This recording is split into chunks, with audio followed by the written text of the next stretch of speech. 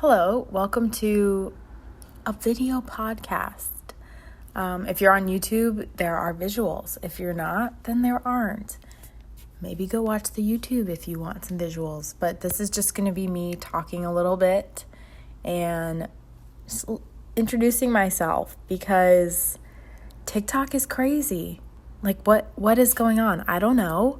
But I just want to introduce myself and kind of explain how I got to be where I am right now to my Patreon members and to, I guess, the rest of the world. This is really weird, but I don't even know how to get into this. But let's go back a little bit, okay? Let's go back to like childhood. I have always been a creative person. My favorite anecdote, and I don't even know if it's true. I really hope that it is. Mom and Dad, don't tell me if it's not. But my favorite anecdote that I have from being a kid was I used to draw in coloring books all the time. And my dad asked me at some point, "Leela, why are you constantly drawing in coloring books?" And I just said, "I just have to." And I think that's the best explanation for everything in my life. Creatively, I just have to. I can't not. And fast forward a number of years, I go to middle school, I'm taking art classes. High school, I took art all throughout. My junior year, I took AP art at a separate school than the school that I went to my freshman, sophomore, and senior year. That's a whole story in and of itself. But yeah, I took AP art at a different school, and that really helped me grow a lot, I think. I learned so much about just the process of creating a body of work that's cohesive and making art that's meaningful. Not that you always have to make art that's meaningful, but for me personally, if I'm not making art that's meaningful, I feel like a hole in my chest, you know? So then I got to college, which kind of brings us a little bit closer to today. And I was an engineering major, actually, my first year. I was supposed to be engineering and marine science, and I was depressed. There's no other word for it. I do not have clinical depression, but I was depressed. I was dealing with a lot that was left over from high school, and I just dived in head first to something that I wasn't prepared for mentally. Honestly, if I hadn't been engineering, I think things would have been a lot worse because my life was so structured and I couldn't skip class. Like I had to go to class if I wanted to maintain my scholarship. But after my first year, I kind of went through a little bit of an existential crisis, went to see a therapist for a little bit, and decided to change my major. And that was one of the best decisions that I have ever made in my entire life, because changing my major to something that was not as intensive as environmental engineering opened up so many possibilities for me the next 3 years of my college experience, because school wasn't a full-time job for me anymore, and that gave me so much time to do and explore things and get other jobs and internships and things that kind of expanded my horizons, if I'm being completely honest here. Being in college, I was in a dorm for 2 of my 4 years, and then I was off campus. There just wasn't time to make art the same way that I am right now in the place that I am. And so I was just finding time here and there. I kind of went through a YouTube phase. Maybe I'm back on it. I don't know, but it's a little bit different now. Maybe I'll talk about that in this video or a little bit later. But I kind of went through a YouTube phase, and I was just not creating art the way that I personally wanted to. And I felt like I was being not pulled in different directions, but I was just like doing things just to do them, and not because I felt in my heart like that's what I was supposed to be doing. And I know this sounds deep and cheesy, but that's the truth. I was just doing things like that I just didn't feel were me. And so I started taking more classes that didn't really have to do with my major, but I just was interested in them. And I got really into digital illustration, and I learned how to use the pen tool in Adobe Illustrator. God bless. I do not have a drawing pad. I have never had any of that stuff. I just have a mouse. I used to use, maybe people can relate to this, I don't know, but I had a laptop all throughout college, and I did not have a desktop.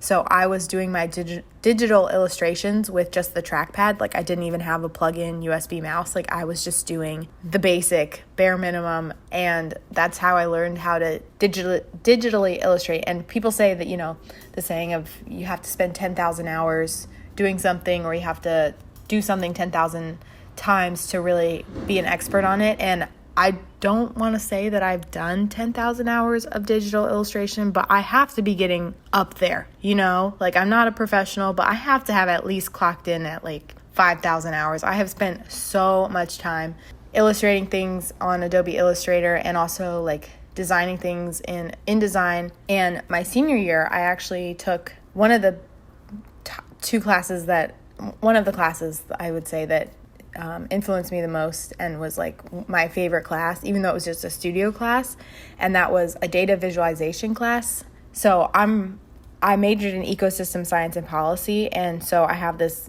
love and appreciation for science and data and information and communicating that, and I have a minor in communication, so that's something that really, I think, pulled a lot into what I'm doing right now.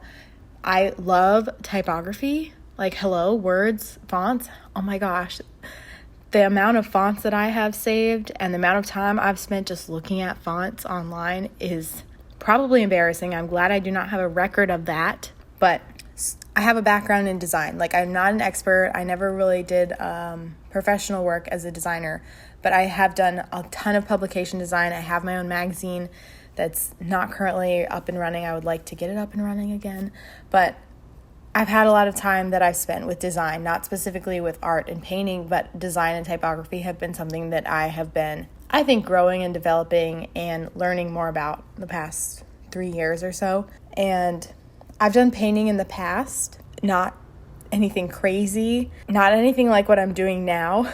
I think my biggest painting size-wise was probably like 2 by 3 feet. I don't even know where that painting is. I think it's in my parents' house. I haven't seen it. Mom, where's that painting of Grandpa? I don't know. Let me know. I forgot. But that kind of gets you up to speed with where I am today in 2020. My background with high school was mixed media, a lot of collage art. And then in college, I got to learn a lot of digital illustration and design and typography and those things. And so now that I'm out of college, I am in my own apartment. At kind of right before coronavirus became a thing, I was home with my parents, and I was kind of going through it a little bit. I was having a very tough time picturing myself after graduation, and I had no idea what I wanted to do. I was looking at jobs, applying for jobs, and none of them just felt like something I wanted to do. And I had told people would ask, environmental, ecosystem science and policy, what do you want to do after college? And I never had an answer. I never knew exactly what I wanted to do. I still don't know exactly what I want to do. And my answer to them was always, as long as I'm doing something where I can be creative, I'll be happy. And I still think that that's true. If I were to get a job today that's like more traditional 9 to 5 in an office or, online, as long as I'm being creative, I'll be fine. And anyways, I was going through it and I was trying to figure it out. A lot of people around me in college, being a senior, were getting jobs, getting internships, coming up with answers to that question of like, what are you going to do now? And I didn't have that answer, and I couldn't find anything, and I couldn't bring myself to even consider jobs that I knew I would hate. And I kind of came to my parents and I was like, I have no idea like what I want to do. What should I do? And they said, why don't you take a year off? And I said, no, that's crazy. Why would I take a year off? That's ridiculous, blah, blah, blah. I need a job. And they said, no, take a year off. There's nothing wrong with that. And I don't know anybody that is specifically doing what I'm doing, but my mom, who I consider to be my manager and advisor, she was like, take a year off. You've always wanted to do art. This is your chance to try it out and see what you can do. And that's terrifying, okay? If you think that that's not terrifying, it is. I am so scared all the time. And my dad, I don't think he meant to do this, but I went home kind of like right after I moved into my new apartment. He said, Monday, it's like your first day at work. And I was like, oh, really? And he said, yeah, what are you going to do on your first day at work? And I said, I don't know. Maybe glue some straws. Like, I had no idea.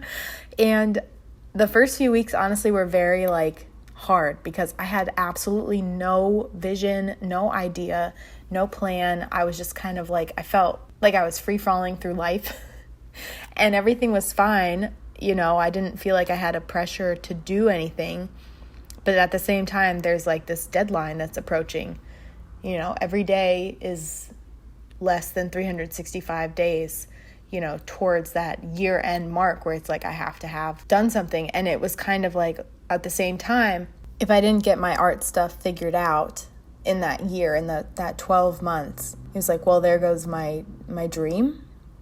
There goes my goal, this thing that I always thought would be awesome. And to be fair, I never really have tried to do it, and I still have no idea what I'm doing.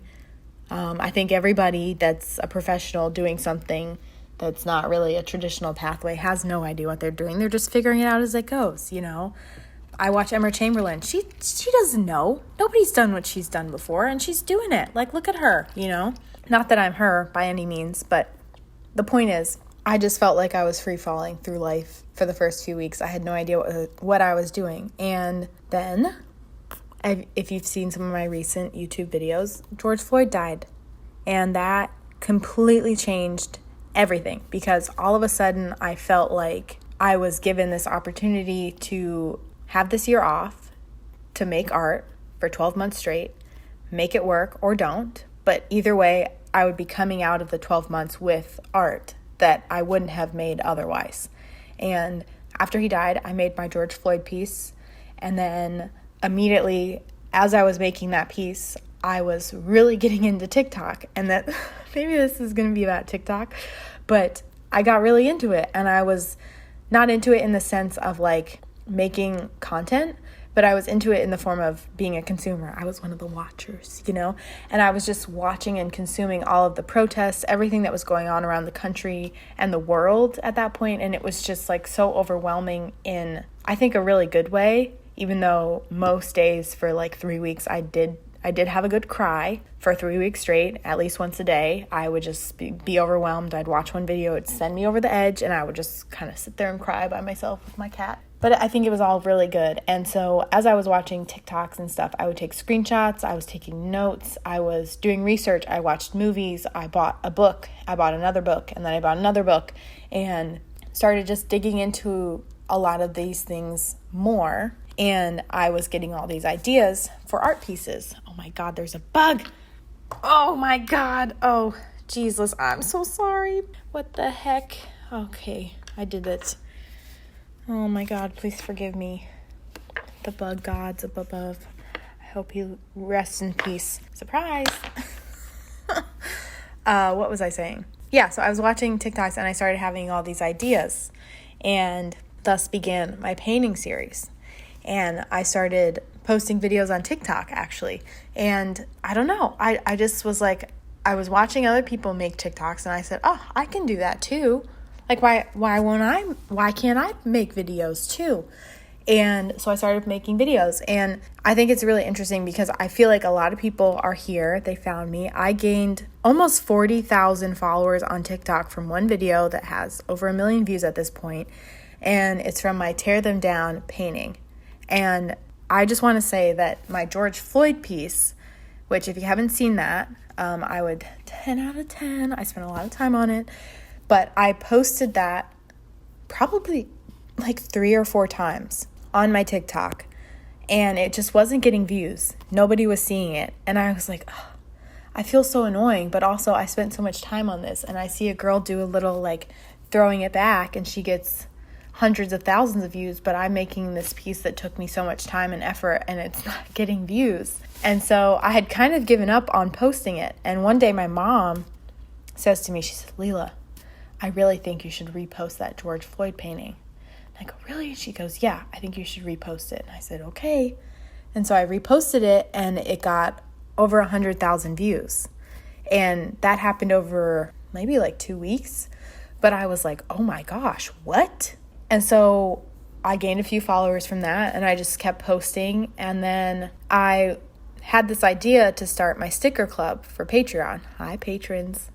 And I don't know, I just had this idea, and I think I went home around, July, like the end of July.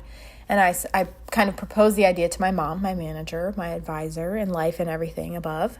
And I said, I think this is a good idea. Like, worst case scenario, not that many people do it, and it's just kind of like something I do on the side. But I think that best case scenario, this could be what I do. Like, this could make I sound so cheesy and I hate saying, but this could like make my dreams come true. Like, if I were to get, in theory, 200 patrons, I would almost be kind of set, you know?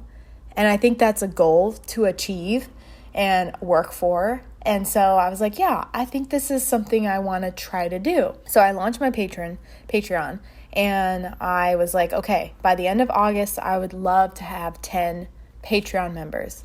And my first few patrons were actually from TikTok. I was expecting it to be like friends and family, which a lot of the first 10 were. But also people came from TikTok because I think I posted a video about it. But it didn't get like a ton of views. You know, it was nothing crazy.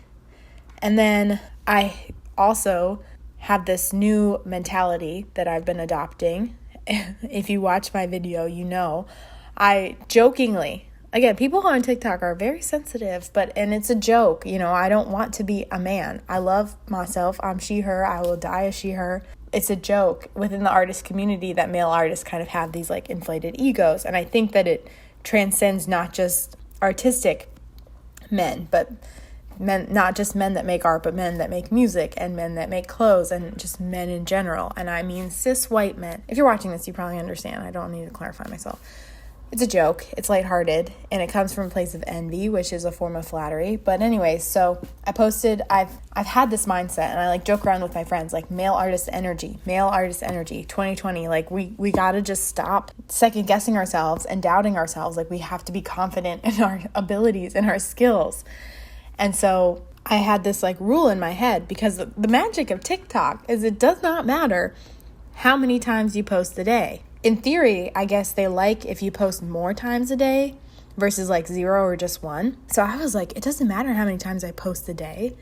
And I made a rule for myself kind of at the beginning of August. I was like, hey, I'm adopting this male artist energy. I'm going to shamelessly promote myself. And I'm going to post 1 TikTok a day that promotes myself and my art and my products that I sell of my art. And I'm pretty sure I stuck to it. And so a day came around where I was like, I should promote myself. And so I did, and it got a lot of views. And I am currently, as of right now, on week 2. About tomorrow will be week 2 after I posted that video. I have received almost 250 orders. And in case you don't know, I make my orders to order. So every single postcard set I make myself. Every single print I make myself. Every single sticker up until this point I make myself. And so I was just not prepared at all for a video to do that, and for that many patrons to sign up all at once.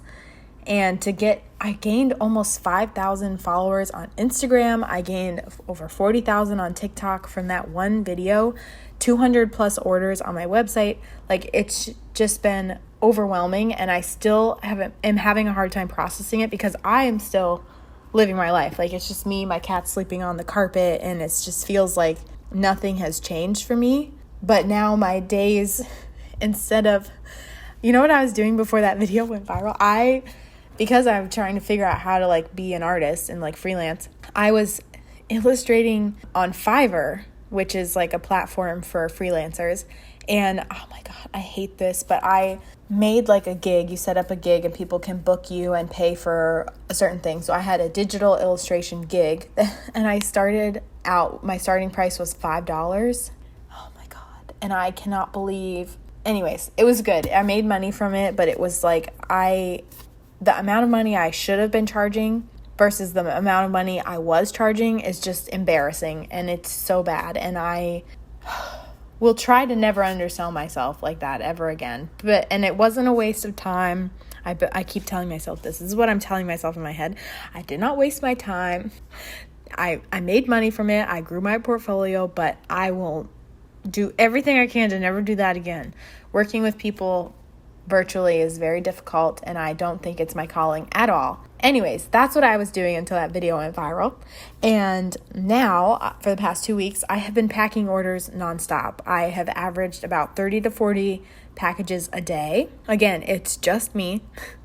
going to the post office, and I have made very great friends with the people at the post office. And I cannot believe my mom, a month ago was like, Lila, what are you going to do if you have over 200 patrons? Like, what's going to happen if 200 people sign up? And I said, Mom, that's crazy. Like, 200 people aren't going to sign up. But if they do, then that will just be my job. Like, my job will be to paint my paintings and once a month send out my stickers. And she said, okay, well, that sounds good. And I said, that would be amazing. And now it's happening. Like, I don't think people...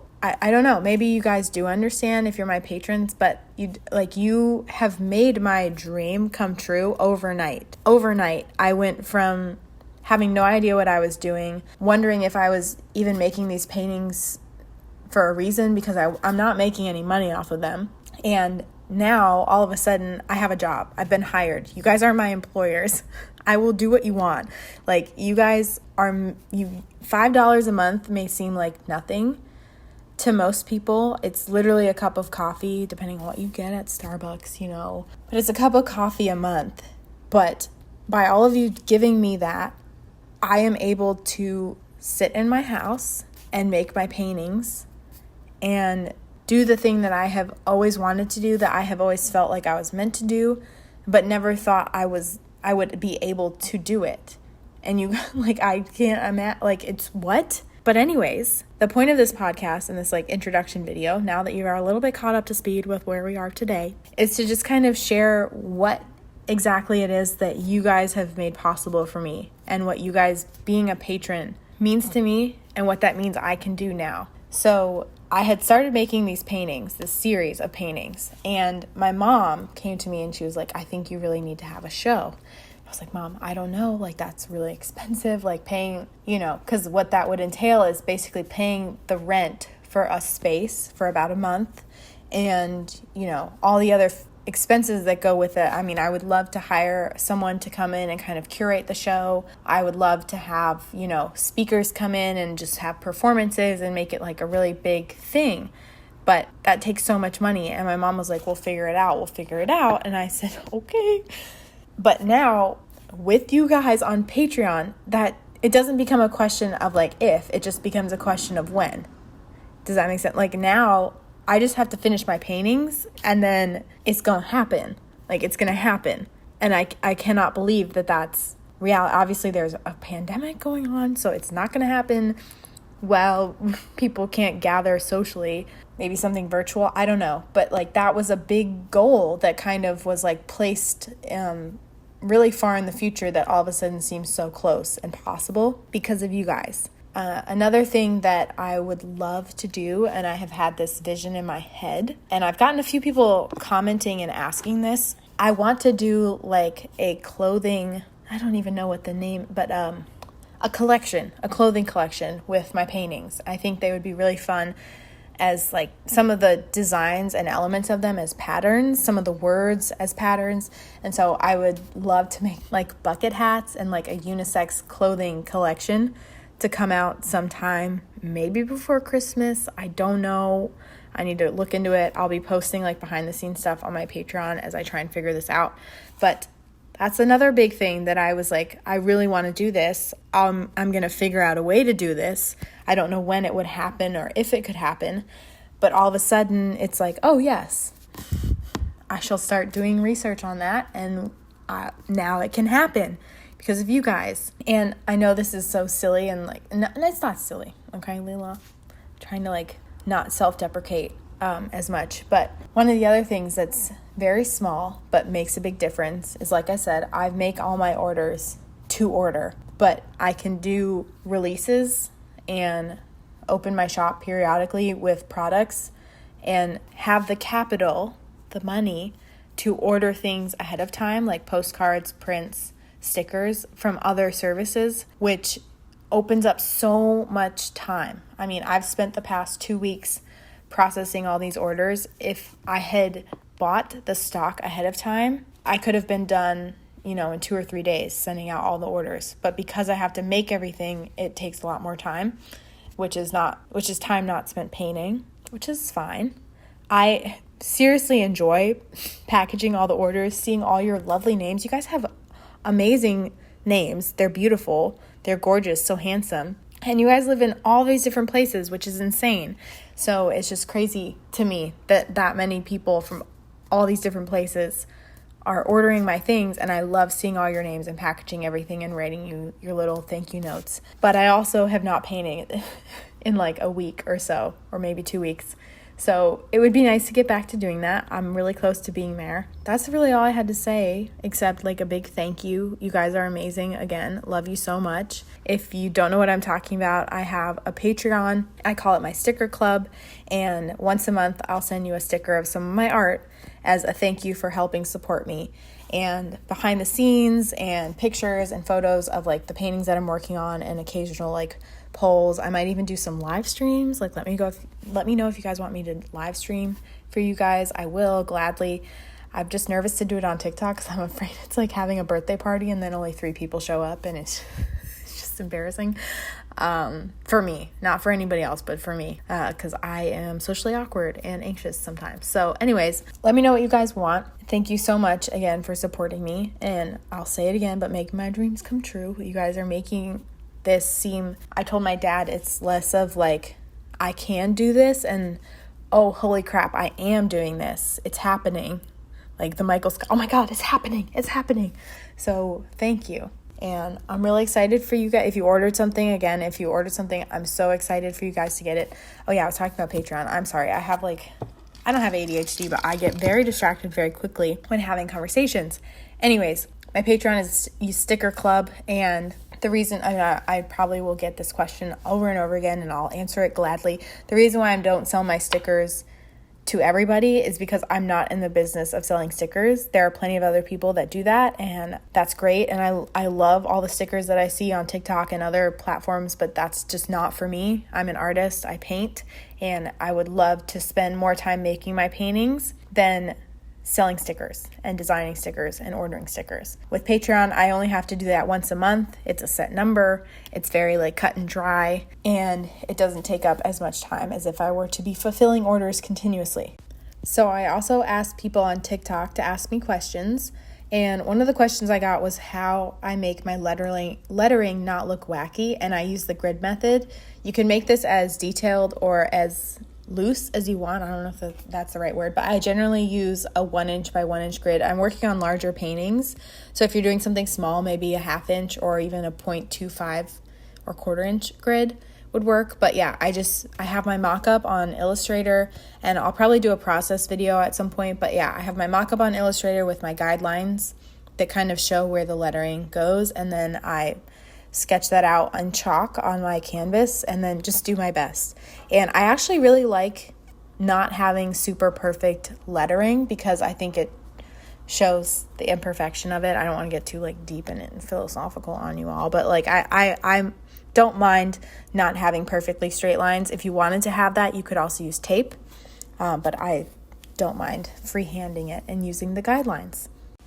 Kind of going back to what I talked about earlier, someone asked me what inspired me to make more finished work.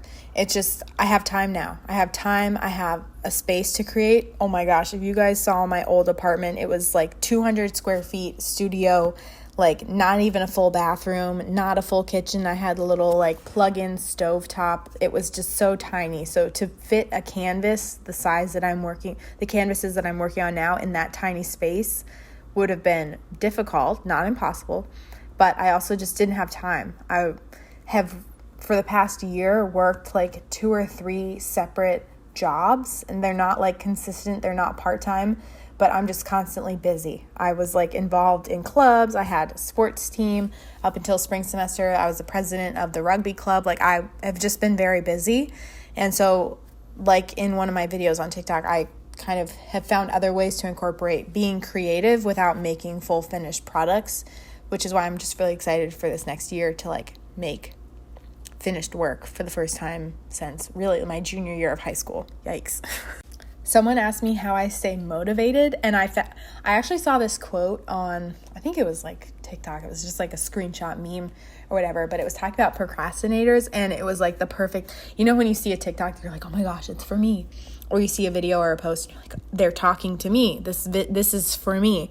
And it was talking about procrastinating. And it was saying like procrastinators aren't unproductive people. It's just that if you are a procrastinator, you often have multiple things going on at once. So for me, I currently have 3 paintings going on at once and multiple ones that need finishing touches. So with the 2 main paintings that I'm bouncing back and forth between, I did like almost over 50% of one of the paintings, but got really bored with it. So I'm currently procrastinating finishing that by working on my other painting. And I'm not really bored with that one yet. I think I'm going to get there really soon. And I'll probably bounce back to the first painting that I got bored with. Another question someone asked was like, how did I get my name out in the art community? I don't think my name is out in the art community. I don't know. Like, I feel like TikTok is very different from like the fine arts creative gallery world. So I don't think my name is out there in that sense. But on that note, I talked about this previously, like the videos that I have had do very well, I have had to repost. And I don't think it's because, I don't mean to toot my own horn here. I don't think it's because the work is bad. I think it's just because TikTok is racist and they don't like what my paintings are about. Point blank. I see painters on TikTok painting very different art from what I'm doing, which I think is cool. But a lot of the times, I think a lot of the art quote that I see on TikTok is like just for the point of aesthetics, to look nice, to be pretty, to hang up on a wall. One of my favorite quotes is that art is supposed to comfort the disturbed and to disturb the comfortable.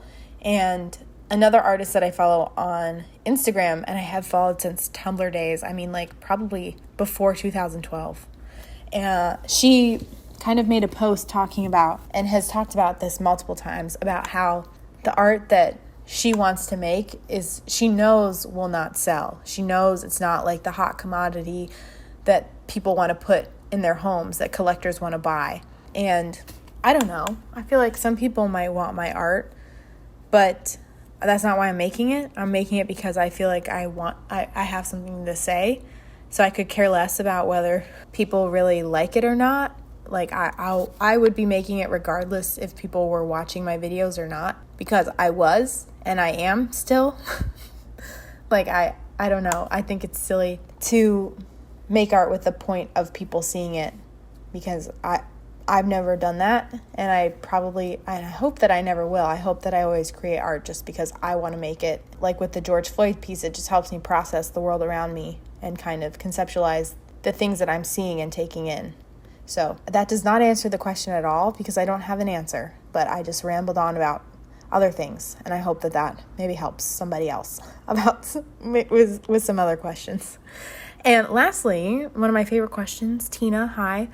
If I could be an animal, what would I be? I want to say that I want to be that art hoe, and say I'd be a lobster, like the movie that's on Netflix. Maybe it wasn't. I don't know if it's still there. But the Lobster, which is a movie that I watched because a boy said he liked it, and so I watched it. It's okay, I never shed a tear for that boy. But anyway, so I watched the movie. I love that movie because I'm a really big fan of like anti-endings. If you're into like dark dramas, 10 out of 10 would recommend watching The Lobster. But I would not want to be a lobster. It's cold at the bottom of the ocean in Maine. Absolutely not. If I were to be an animal, I would want to be, at this point in my life, a green tree frog in South Florida in the Everglades. Those are animals that I have done research with and I work with, and they are just angels. They are angels on this earth. They are some of the prettiest frogs, I think, that I have ever seen in person and probably ever will see.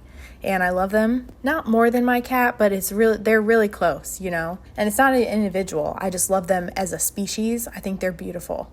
I'll maybe put some pictures up because I just love them. They're this brilliant green color most of the time. They do change colors as frogs do, but when they're like happy and chilling, they're this really pretty green color, and they can be really tiny, and they can be kind of larger, and they just hang on to you, and they say, hello, I'm a frog. And so if I was an animal, I would want to be one of those guys, because they seem to be having a good time all the time, except when they get eaten by other frogs. In that case, I would not want to be them. Maybe I would like to be a gopher tortoise, because they dig holes and hide from fires, and that's pretty cool.